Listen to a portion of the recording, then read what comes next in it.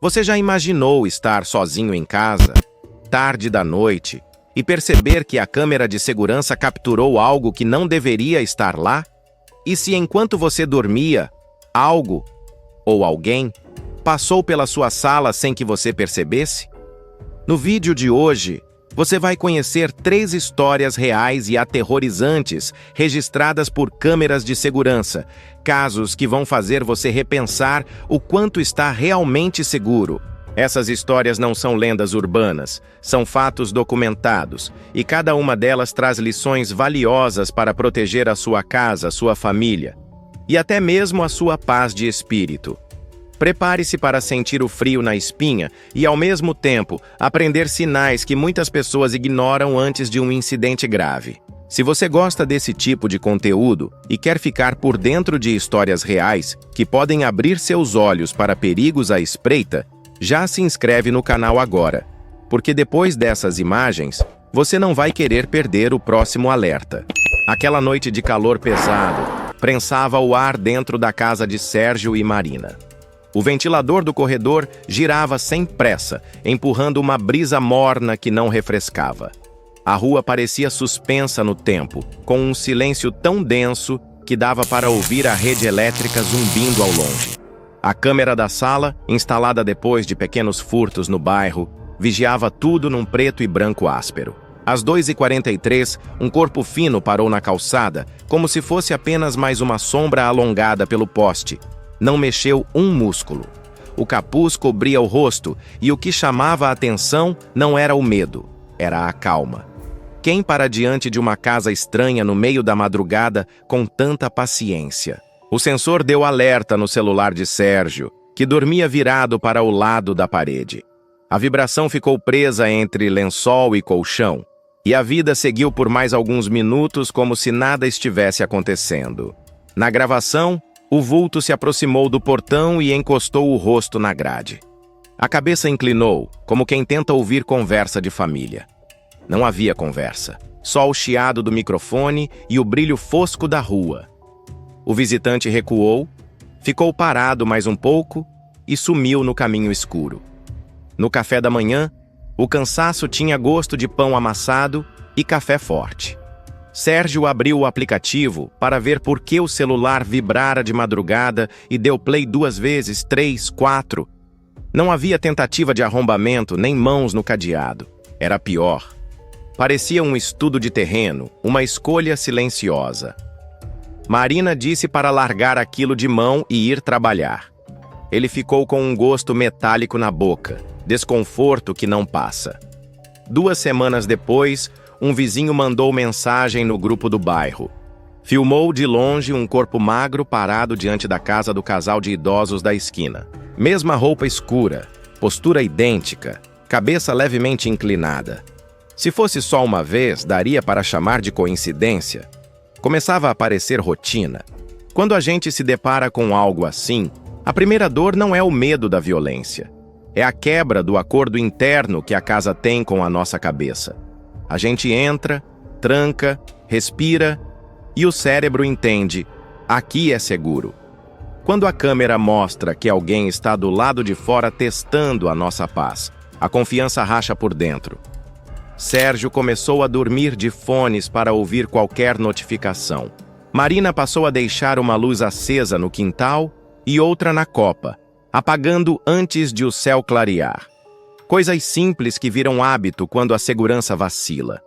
Na terceira aparição registrada, o estranho não ficou apenas olhando. Ele deu a volta no quarteirão e parou na jardineira, num ponto cego entre o portão e o muro. A câmera não mostrava o que ele fazia com as mãos, mas na manhã seguinte havia uma marca discreta no chão, 3 pequenas pedrinhas alinhadas de um jeito que ninguém da casa lembrava de ter deixado. Pode parecer exagero. Quem não quer ver risco, chama de paranoia. Mas quando a gente reassiste, sem sonolência, sem pressa, os detalhes começam a montar um recado. A polícia orientou a reforçar a iluminação e mudar o ângulo das câmeras para cobrir aquele trecho. Também sugeriu revisar o som dos alertas no aparelhinho, porque vibração não acorda quem está exausto. Foi o que eles fizeram naquela tarde. luz com sensor de presença no portão, sirene discreta no corredor e o aplicativo configurado para tocar um alarme curto e agudo a cada movimento na calçada. Mas só entre 1 e 4 da manhã, horário em que o visitante gostava de aparecer. A primeira noite com as novas luzes acendendo sozinhas foi um choque de realidade. Às 2h51, o sensor do portão acendeu um facho branco sobre a calçada. A câmera pegou o capuz, erguendo o rosto por um segundo. A luz não o espantou. Ele deu 2 passos para trás, esperou, e então surgiu outra figura do lado oposto da rua, como se fossem 2 pontos em uma linha. Não era só alguém rondando aleatoriamente. Era gente medindo reação, testando tempo de resposta. Não invadiram. Só foram embora quando uma viatura apontou a sirene ao dobrar a esquina. Se você já passou por algo assim, sabe que não é o susto do momento que dói. É a sensação de ser observado nos dias seguintes, o jeito de checar 3 vezes o cadeado, a mão que treme para apagar a luz da sala, o olho que não fecha antes das 3. Sérgio tomou uma decisão simples que mudou o jogo. Ele reuniu 3 vizinhos, comparou gravações e montou um mapa dos horários. Descobriram que as aparições ocorriam sempre às terças e sextas, entre 2h30 e 3h. Em 2 casas, encontraram marcas discretas na base do muro, um risco de giz que passava despercebido. A partir desse padrão, acionaram a patrulha de bairro, limparam as marcas, podaram o arbusto que fazia sombra na câmera do vizinho e deixaram um rádio com os seguranças do condomínio ao lado.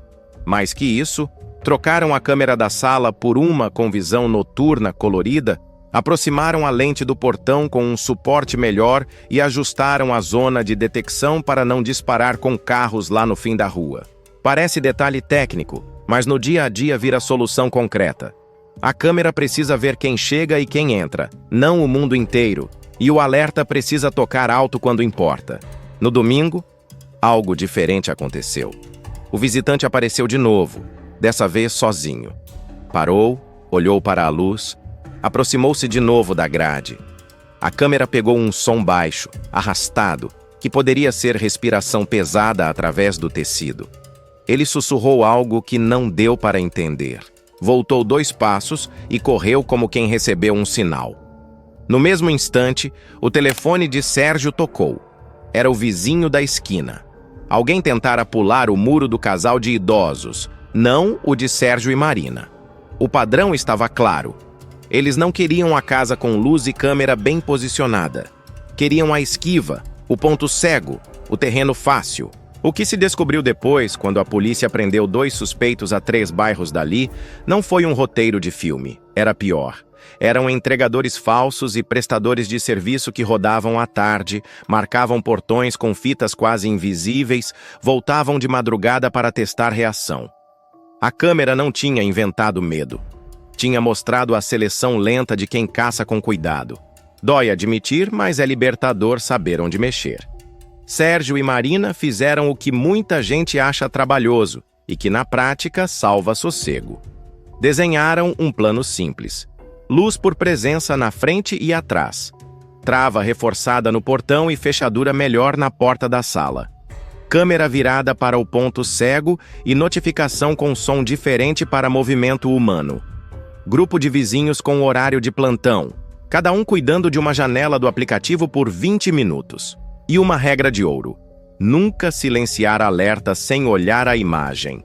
A gente passa anos treinando o cérebro para ignorar barulhos de cidade. Com câmera, alerta é pergunta que merece resposta. Eu sei que tem quem se identifique com essa rotina. Você chega tarde, joga a chave na mesa, abre um aplicativo na pressa só para ver se está tudo certo e pensa: depois eu reviso. O depois vira nunca, até que um vulto te deixa com o coração na garganta. A notícia boa é que dá para retomar o controle com passos pequenos. Reposicionar a câmera 2 dedos para a esquerda pode entregar o rosto que antes ficava escondido na sombra. Trocar a senha do Wi-Fi evita que alguém de fora brinque com a sua rede. Ensinar um combinado com quem mora com você, um gesto, uma palavra que indique perigo, deixa todo mundo mais atento. E se o medo ficar grande demais, procurar ajuda não é fraqueza. O sono merece cuidado, a mente pede descanso. A segunda história brotou no frio seco de uma cidade pequena. Ana morava sozinha desde o divórcio, com a casa pintada de branco e as plantas de varanda que ela regava como se fossem gente. As câmeras internas foram instaladas por precaução, mais para acalmar a cabeça do que por trauma. Certa noite, ela procurava um vídeo antigo no celular e, por hábito bobo, abriu a pasta de gravações que o aplicativo salva automaticamente. Às 3h17, a cadeira da cozinha escorregou meio palmo para o lado, num movimento lento demais para ser brincadeira do vento. Não havia janela aberta. Não havia gato. O microfone pegou um som rouco, como se arrastassem pés descalços num piso de madeira. No reflexo da porta de vidro do armário, por um segundo, apareceu uma forma imóvel. Não tinha rosto, só o desenho padrão de ombro e cabeça. Ana pausou, deu zoom e a pele arrepiou. Quando você vive sozinho, cada barulho noturno ganha nome. A madeira estala, a geladeira ronca, o metal contrai com o frio. A mente monta filmes com esses ruídos. Só que naquela madrugada, a câmera não gravou um som solto. Gravou uma ação. Gravar ação muda a história. No dia seguinte, ela chamou a polícia. O agente olhou o vídeo e disse que era reflexo. Pode ser. Às vezes é. Mas quem volta o vídeo 15 vezes, sabe quando está se forçando a acreditar. Ana não conseguia entrar na cozinha à noite sem sentir que algo observava da porta. O corpo entende antes do cérebro. Ela passou uma semana dormindo mal. Os olhos inflamados, a mente puxa e repuxa o mesmo fio. Decidiu checar coisas simples. Empurrou a mesa para o centro, varreu o chão, conferiu a maçaneta que nunca fechava direito. Ao olhar para cima, percebeu algo que passava despercebido desde a mudança. A tampa do alçapão do forro tinha uma marca escura num canto, como se dedos sujos tivessem empurrado. Ela pegou uma cadeira, subiu, tocou a madeira e sentiu poeira solta no dedo. Poeira nova, sem a camada fina que o tempo deposita. Com uma lanterninha do celular, focou o buraco. Viu isolamento solto, um espaço estreito de madeira. Nada mais. Naquela noite, decidiu gravar com áudio alto em todos os cômodos e deixou um copo de vidro sobre a pia, uma armadilha sonora caseira. Se alguém passasse ali, o copo vibraria. Às 2h59, a câmera da sala pegou algo que parece banal quando a gente conta, mas que a pele registra como perigo. Um sopro longo, próximo demais do microfone, sem passos que se aproximam, sem voz. Só o ar mexendo com esforço. O copo não se moveu. A câmera da cozinha, porém, tremeu um pouco, como se alguém tivesse tocado a bancada ao lado. O vídeo mostra só o movimento leve, nada além. Ana resolveu chamar um serralheiro na manhã seguinte para instalar uma segunda fechadura na porta de trás e um pino na de vidro da cozinha. Pediu também que ele olhasse o alçapão. O homem subiu com a lanterna e, depois de 3 minutos de silêncio lá em cima, chamou por ela com uma seriedade que arrepia. Havia uma pegada clara de poeira e terra, um pacote de bolacha doce aberto pela metade e uma garrafa de água vazia. Não era fantasma. Era alguém usando o forro da casa para entrar e sair sem ser visto. Talvez pelo telhado, talvez pela casa ao lado. Quando a gente descobre isso, vem uma mistura de alívio e raiva. Alívio por não estar perdendo a cabeça. Raiva por ter sido invadida de um jeito tão íntimo. O serralheiro fechou o alçapão por dentro com parafusos e instalou uma trava que só abre com ferramenta. Ana chamou um pedreiro para revisar o telhado e selar a passagem de acesso do lado da lavanderia, uma fresta que se abriu com o tempo e que dava para uma área comum entre as casas. Ela trocou a senha do Wi-Fi, desativou o compartilhamento do aplicativo de câmeras com um ex que ainda tinha acesso e ativou um modo de gravação mais sensível entre 2 e 4 da manhã. À noite, passou a deixar uma luz fria acesa na copa e outra, amarela, na sala. Luz fria para espantar luz amarela para lembrar a mente de que há calor. E marcou na agenda um horário de terapia, porque coragem também é pedir ajuda quando os gatilhos de pânico não deixam a gente dormir. O que ela descobriu depois, por indicação de um vizinho que reparou num barulho de telha na madrugada, foi o ponto que fechou o quebra-cabeça. Um rapaz que trabalhava com reciclagem na rua de trás se escondia em forros de casas antigas para descansar e pegar comida, aproveitando janelas mal travadas e alçapões frouxos. Em 2 casas foi pego tentando descer. Na Diana, nunca desceu. A cadeira movida parecia ser resultado de uma batida de cotovelo pelo teto ou uma vibração quando ele se apoiou. A forma no vidro era só o desenho da sala com a luz da rua. Não havia maldade infantilizada ali, havia invasão e risco real. Ela prestou queixa, reforçou a estrutura, conversou com os vizinhos e ali mesmo montaram um combinado simples: revisar telhados, fechar passagens, instalar travas baratas de pino em portas de correr e manter um grupo para avisar sobre barulhos em horários estranhos. Não é heroísmo. É cuidado comunitário. Se você se viu em alguma parte da história de Ana, talvez a parte que mais machuque seja a sensação de bobeira. A gente se culpa por não ter notado antes, por achar que estava exagerando, por ignorar uma vibração no celular às 3 da manhã. Isso corrói. E é útil lembrar 2 coisas. Primeiro, casa não foi feita para ser fortaleza. Ela envelhece, abre frestas, cria pontos fracos. Segundo, é possível transformar medo em protocolo.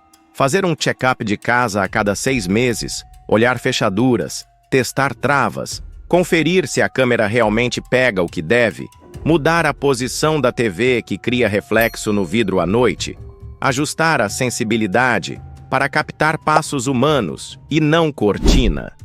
Pequenas mudanças viram alavanca para tirar peso da mente. E a mente, cuidada assim, volta a confiar no silêncio. A terceira história acontece em um condomínio que cobrava uma promessa de segurança na entrada.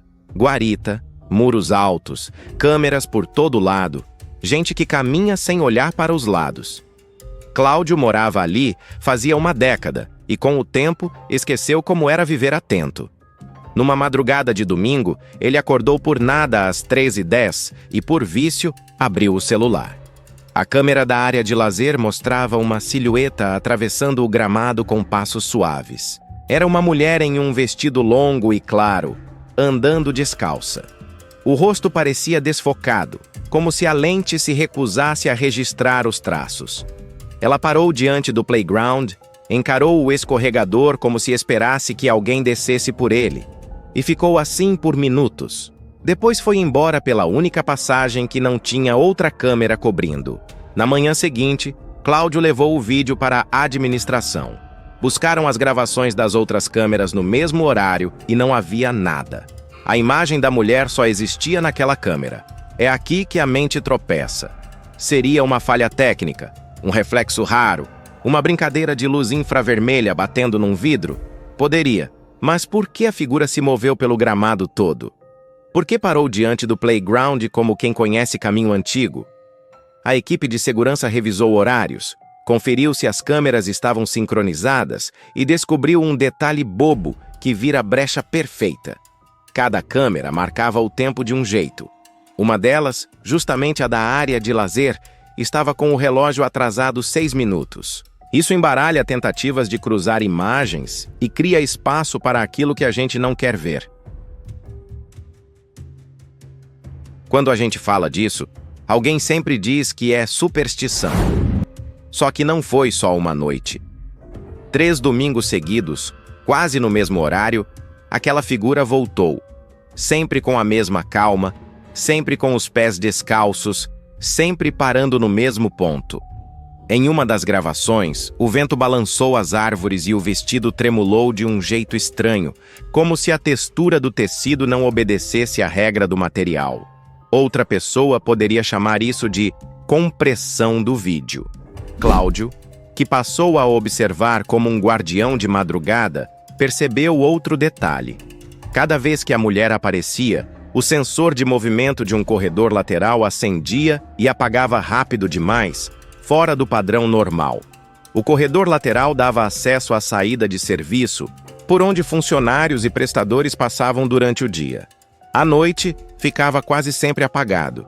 A administração apertou a rotina, mudou a iluminação, instalou luzes com sensor mais sensíveis, sincronizou os relógios pelo mesmo servidor de tempo, reposicionou a câmera do parquinho para pegar o corredor num mesmo quadro. O objetivo não era provar uma lenda, era fechar buraco. Numa madrugada de chuva fina, a figura apareceu de novo. A câmera nova pegou um detalhe que as outras não tinham pegado. Pegadas molhadas no piso do corredor, marcando o caminho da área de serviço para o gramado. Não eram pegadas descalças. Eram de um tênis barato, solado gasto, tamanho pequeno. A mulher de branco virou, olhou para o parquinho e sumiu da imagem quando a luz acendeu no corredor com força. No dia seguinte, encontraram um pedaço de tecido claro preso numa ponta de ferro do alambrado que separava o playground de um canteiro. Era um tecido comum, sintético, não um vestido antigo. A figura parecia, afinal, alguém coberto por algo claro para fugir do reconhecimento facial durante a passagem de uma câmera para outra. Na saída de serviço, uma fechadura estava com folga. Em um prédio ao lado, um apartamento do térreo tinha janela que dava para a área comum e ficava aberta à noite para ventilar. Quando a máscara cai, a gente sente um misto de alívio e vergonha. Como é possível não ter visto antes? Como confiar de novo no corredor escuro? A resposta está nas coisas simples e repetidas. O condomínio decidiu fazer o que devia ter feito desde sempre. Definiu pontos de sobreposição de câmeras para que ninguém atravesse um espaço sem estar em pelo menos 2 enquadramentos. Instalou iluminação que não cega, mas ilumina, com temperatura de cor que permite ver rosto e roupa. Ajustou a sensibilidade dos sensores para que pequenos animais não disparem, e pessoas sim. Treinou os vigias para revisar eventos por faixa de horário e não só por data, e combinou com os moradores que qualquer alerta seria comentado no grupo, sem dúvida e sem medo de parecer exagero. E o mais prático de todos, travas checadas às 22 horas por uma ronda silenciosa. Se você faz parte de um prédio ou de um condomínio, sabe como é difícil mudar cultura. Muita gente acha que está tudo certo porque nunca deu nada. Até que dá. O que parecia fantasia vira relatório de manutenção. Enquanto isso, Cláudio passou a dormir com o celular carregando na escrivaninha da sala, ao alcance do corredor. Mudou o tom das notificações para um som curto que não assusta, mas chama. Comprou um suporte melhor e ajustou a lente para tirar reflexo do vidro. E o mais difícil, conversou com a família sobre o que fazer em caso de barulho. Toda casa precisa de uma combinação para a madrugada. Quem vai ao corredor? Quem liga para quem? Quem acende qual luz? Parece exagero contar, mas é melhor planejar em paz do que improvisar no susto. As 3 histórias têm pontos em comum que falam com a gente de um jeito que incomoda. Não é sobre assombração cinematográfica.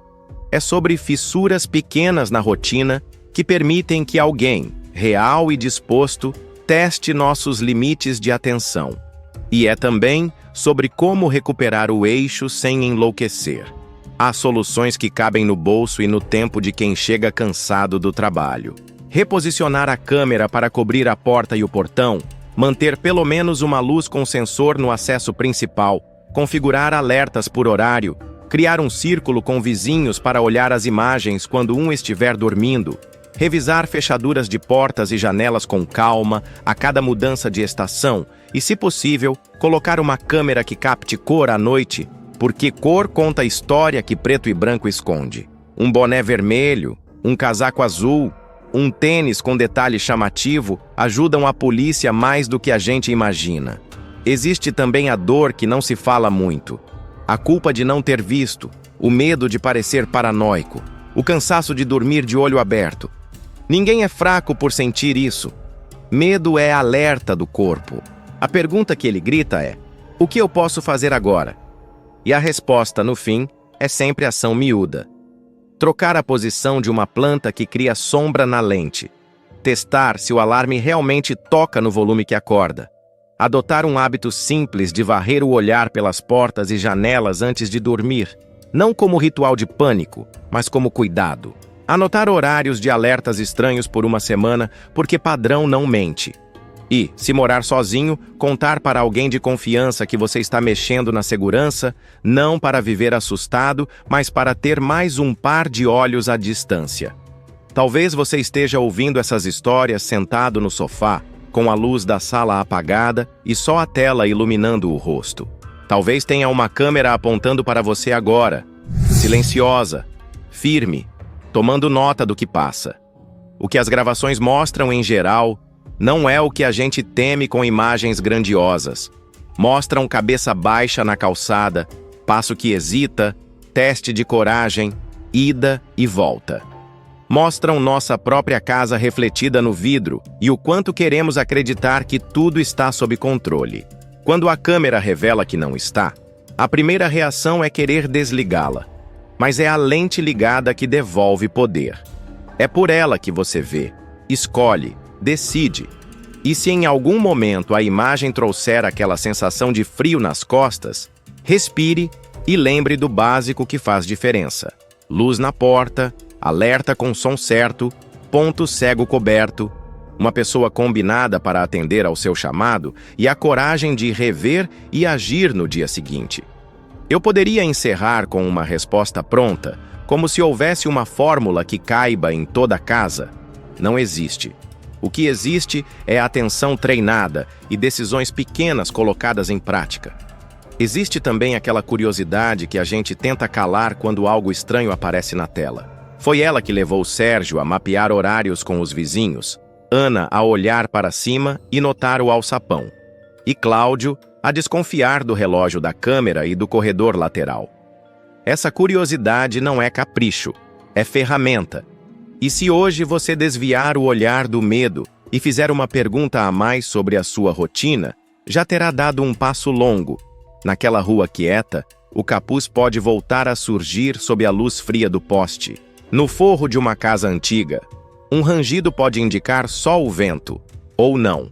No gramado de um condomínio, passos podem cruzar a madrugada com a mesma calma de antes.